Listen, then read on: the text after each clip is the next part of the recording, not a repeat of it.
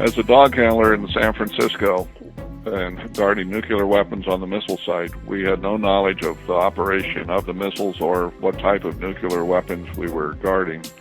All we knew is we were guarding the nuclear weapons, and it was all on a need-to-know basis.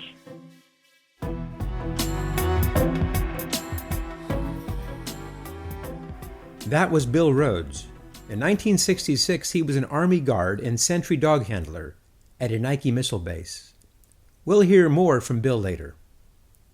In the 1960s, I was a kid growing up in San Francisco. We lived on Twin Peaks, a somewhat rural and woody area with lots of open space. And although I didn't know it at the time, there was an atom bomb in my backyard. Well, not precisely in my yard, but close enough. It was a time of the Cold War, Nikita Khrushchev, Premier of Russia, air raid shelters, the Cuban Missile Crisis, Sputnik, and flower power hippies. A nuclear arms race with Russia was in full stride. Both sides took aggressive postures, and the threat of annihilation was very real to me.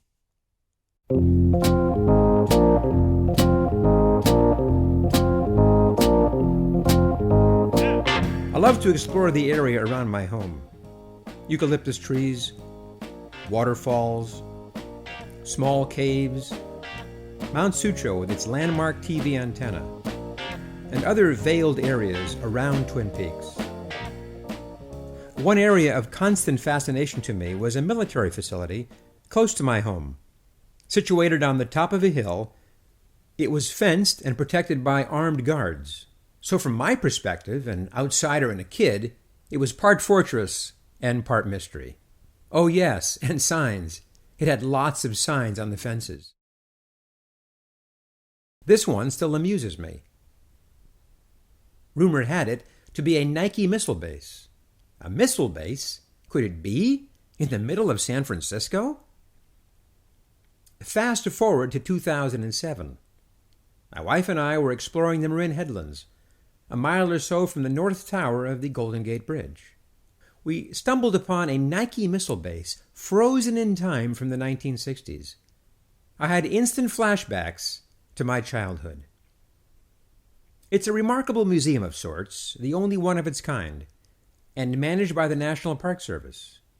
It's maintained by volunteers, some Army veterans that served at various Bay Area Nike sites in the 1960s. This refurbished site was called SF-88 and recreates the look and feel of a Nike missile battery from Cold War days, complete with rotating radars and a working missile elevator. Each installation was really a pair of sites, one for control and one for launch. From 1954 until 1974, many American cities were protected by more than 280 nearly identical Nike Ajax and Nike Hercules defensive missile bases. Fortunately, no missiles were ever fired in self-defense. Bill Rhodes was assigned as an Army guard at SF-88 in 1966. He describes the site. San Francisco Nuclear Missile Site, SF-88, was located in the Marin Headlands, and it was on about a 3.5-acre site. It was double fenced. It had a perimeter fencing around the entire site, and then it had a second fence around the launch areas. Launch areas consisted of two sets of launchers, two launch pits with 6 missiles in each pit.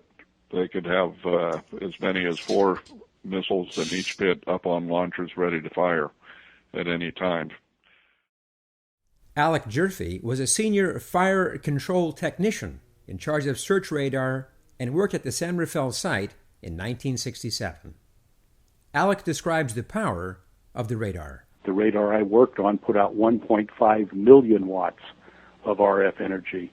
It could actually vaporize birds at 100 or 200 yards. Alec describes the base near my home. And that was Mount Sutro, and that was the missiles were kept in the Presidio itself. Then there was also a site up in Mount San Bruno, and the missiles were kept down right alongside the Olympic golf course. So the puzzle pieces are starting to fit.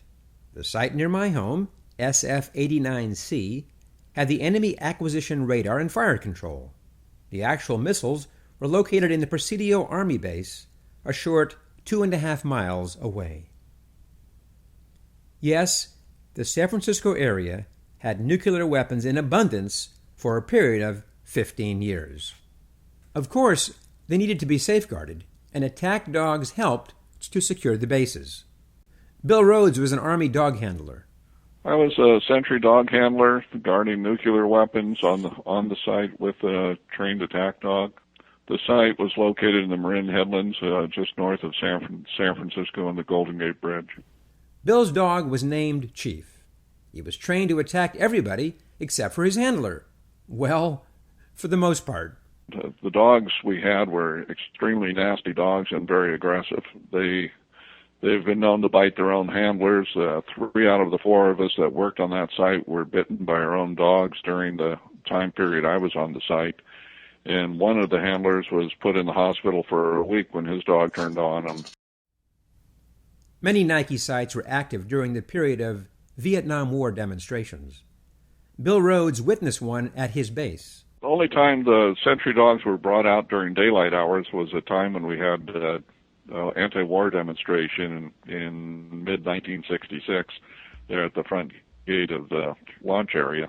And we brought all the dogs out, and they stayed inside the fenced area, but it was obvious to the demonstrators that the dogs weren't going to let them come over the fence without them paying the price. 36 years after the last Nike bases were decommissioned, hundreds of old sites have generally melted into the landscape. The SF-89C Nike site, near my home, was decommissioned in 1963. This site is now open space, maintained by the Rotary Club and others.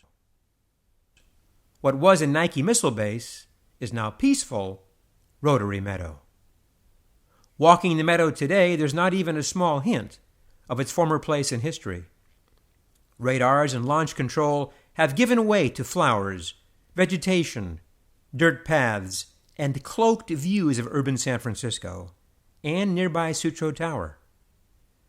Visitors can enjoy Rotary Meadow, previously Nike base SF-89C, knowing its place in San Francisco history. Boom! Atomic cocktail.